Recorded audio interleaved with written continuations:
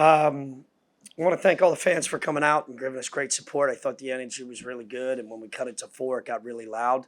Um, Got to give credit to Coach Mooney and his team. They're a very, very connected, really old, experienced group, and they play like it.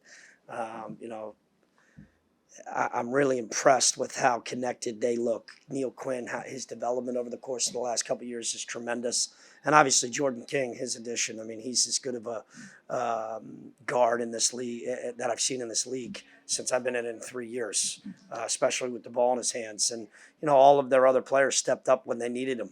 And when we cut it to four, they did a great job like an experienced team does.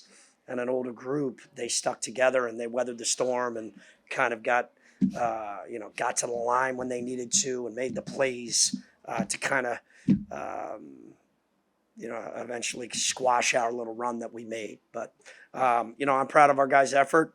We didn't quit. We continued to battle towards the final buzzer. And, for us, it's just a learning experience. We got to continue to learn and be more consistent. I have to do a better job preparing our team and preparing our players. When we did cut it to four, I probably could have done a better job managing the game for sure. Coach, could you talk about specifically with Elijah, his defense, and then your team defense as a whole on Neil Quinn in the first half? Yeah, it wasn't that great. We didn't do a great job, but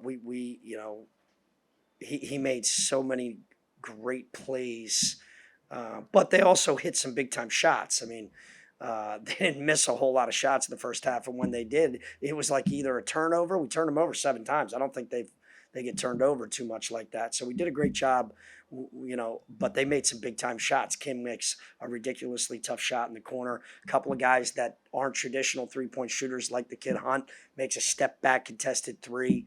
The kid number 12, Tang, he made some big time pull ups and,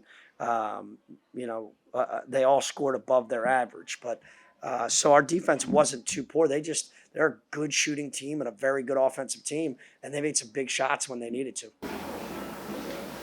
Coach, I know you just talked about it. You liked what you saw out of the defense tonight, but I'm curious how you thought kind of the pace played into tonight's game. I know they got some of those undersized guards, Jordan King, Hunt, like you just mentioned, and it seemed like they kind of go through stints where they really just control the pace. They push the ball up the court, a lot of fast breaks. Yeah. I just kind of wanted to get your thoughts on how you thought the defense handled that tonight.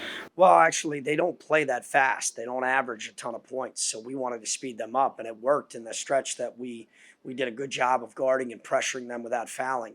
And then we turned the ball over a couple of times. They get out and run. And they made us pay for all of our turnovers, right? We had 6 in the first half. They had 10 points. We had 6 in the second half. They ended up with 16 off of our turnovers. Meanwhile, we turned them over 11 times and only got 9 points off of those turnovers. So, we wanted to speed them up. We wanted to try to wear them out because they don't have a ton of depth and they like to play a lot slower than most teams in this league. So we thought if we sped them up, that we could create, a few more turnovers, which we did. They don't typically turn the ball over like that. We just got to capitalize on those.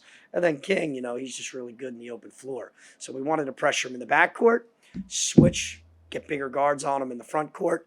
But he was able to deny a couple of ball screens and go one-on-one and make some big-time plays. Was there any possibility that Jaffe was going to start pregame tonight, or were you kind of rolling with this lineup? No, I mean, for us, it has nothing to do with starting. I mean, when you get in, you're either ready to go or you're not. Jaffe doesn't really care about that stuff. He's practiced finally here a couple of days in a row. Felt good. So we went with, same starting lineup. I don't really get caught up in who starts and who doesn't. It doesn't dictate the game. It's about, and we started off fast, so it had nothing to do with the start. We started off great. Coach, there was a 2-minute sequence in the first half where it felt like it was blow for blow, kind of like a boxing fight where it was just possession by possession. Yeah. Did you tell anything to your team at halftime just about that certain possession and that sequence? No, I mean, we just talked about we needed to be more physical. We needed to play harder. I mean, we have to get back to being tough and nasty, not as pretty, right? And, I think we've allowed the offensive end to dictate a little bit of our effort on the defensive end, and that's not what we've done here the last couple of years. So we need to get back to not letting it dictate our effort, understand who we are our identity is to be the toughest, nastiest, and play 40 minutes of just absolute more harder and more together. And unfortunately, we haven't gotten to the point where we're playing 40 minutes of that.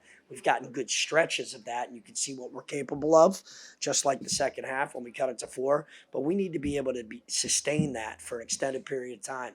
And the ultimate goal by the end of the year is to get 40 minutes of that sustained effort and consistent on both ends of the floor. We'll get there. These guys are working hard. They're playing hard. They have a lot of pride in the name on the front of the jersey. We just fought a really good team, and we got to continue to grind and get better. And our goal is to be the best we can be by March, and I think we'll get there. Anything else, guys? Thank you. Thank you.